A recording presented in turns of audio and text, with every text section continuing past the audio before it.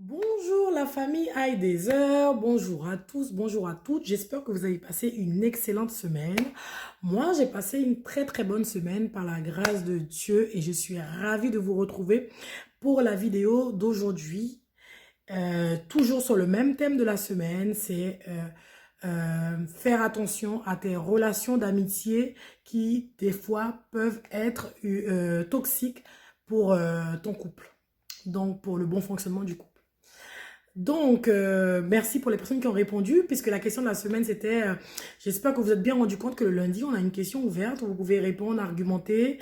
Et merci pour les personnes qui ont joué le jeu, qui ont pris le temps de répondre, d'argumenter leurs réponses. C'était, est-ce que vous pensez que c'est possible, une relation d'amitié entre une fille et un garçon? Certains disent non, certains disent oui.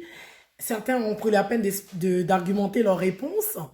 Moi, je pense que c'est possible, mais c'est important de cadrer la relation d'amitié, parce que malheureusement, on n'a pas tous, on voit pas tous de la même manière les choses. Il y en a certains qui peuvent confondre une relation d'amitié, et oui, il y en a certains qui peuvent le confondre avec une relation sentimentale. Donc, voilà pourquoi, dès le départ, il faut cadrer les choses. On est amis ou on chemine ensemble, enfin bref, dès le départ, cadrer bien les choses. Parce que quand c'est pas clair dès le départ, des fois ça peut porter à confusion. Donc pour éviter tout cela, il vaut mieux être clair les uns envers les autres. Donc c'est vrai que cette semaine, je tenais vraiment à attirer l'attention sur les couples, les personnes qui sont en couple, qui sont mariées, qui se rendent pas compte que leur attitude avec leurs amis, il y a une phrase où j'ai dit ton soi-disant ami, oui, parce que des fois, il y a des gens qui disent que c'est mon ami, mais on a l'impression que la relation, on se dit, mais quand on voit les gens évoluer, quand les voit ensemble, on se pose la question, est-ce que c'est des amis ou est-ce qu'ils s'aiment? Voilà, vous voyez. Donc, c'est pour ça que je disais dans la précédente vidéo, c'est important que de se respecter, de mettre des cadres dans la relation afin de ne pas piétiner, de ne pas empiéter sur la relation de couple que vit la personne. Si tu as un ami garçon, tu dois connaître tes limites, parce que ce monsieur, il a quelqu'un dans sa vie, il est marié, donc tu peux pas intervenir à tout moment dans son couple, tu peux pas le solliciter quand tu veux.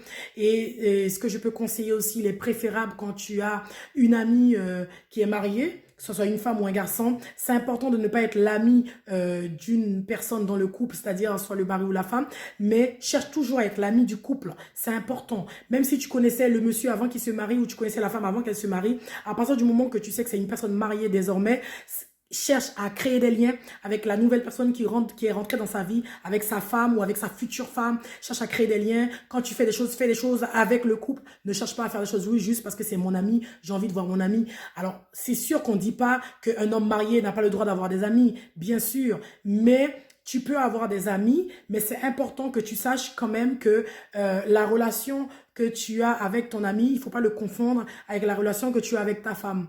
Ça veut dire que tu ne peux pas passer plus de temps avec une jeune fille, une amie, une jeune fille, que ta propre femme. C'est avec ta femme que tu dois créer des relations afin de pouvoir mieux vous retrouver. Et puis une jeune fille aussi qui est célibataire, qui est amie avec un homme marié, tu peux pas le solliciter à tout moment.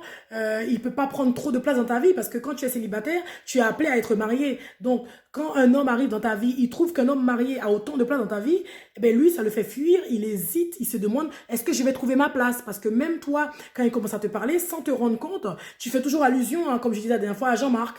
Oui, mais j'ai rendez-vous avec Jean-Marc, il faut que j'appelle Jean-Marc, ou Jean-Marc m'a appelé, etc. Je te laisse, j'ai un appel de Jean-Marc.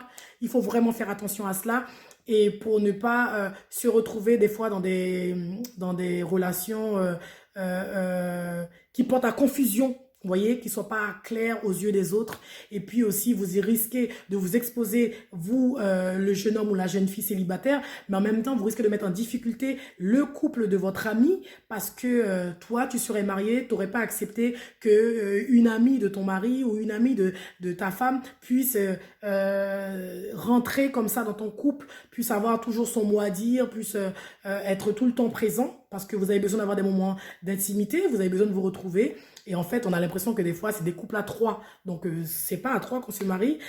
Quand on se marie, on devient un et c'est deux personnes qui s'engagent à être ensemble.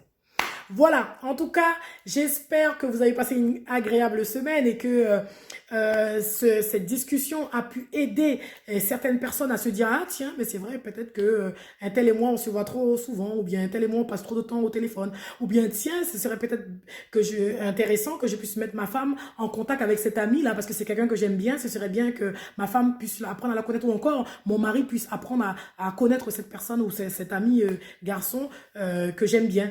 Donc, faites vraiment attention, n'exposez pas vos couples parce qu'il faut savoir que quand on est ensemble, on est plus fort et que Satan n'aime pas l'unité, il n'aime pas les couples. Donc, il va chercher toujours un moyen comme une autre pour vous atteindre. Donc, ne donnez pas l'occasion à Satan d'utiliser un ami ou une amie pour pouvoir mettre votre couple en difficulté. J'espère que ça vous a aidé, que vous allez remettre certaines choses en question et puis vous améliorer parce que nous sommes pas parfaits et même moi aussi, chaque jour quand je vous parle d'un sujet, je m'améliore d'abord. Donc, je vous souhaite une agréable journée, à très bientôt, restez bénis et puis à très vite.